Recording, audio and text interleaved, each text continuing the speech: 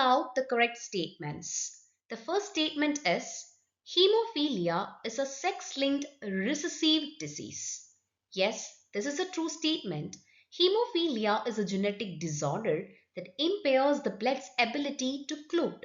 It is caused by a mutation on the X chromosome, making it a sex-linked recessive disease because it predominantly affects the males.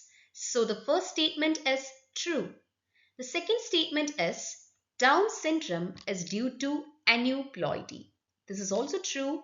Down syndrome, also known as trisomy 21, is caused by aneuploidy, specifically having 3 copies of chromosome 21 instead of usual 2. So the second statement is also correct. Third statement, phenylketonuria is an autosomal recessive gene disorder.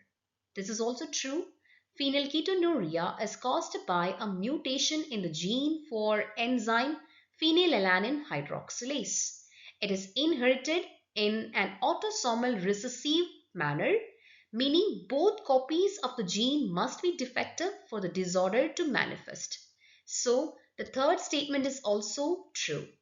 The final statement, sickle cell anemia is an X-linked recessive gene disorder.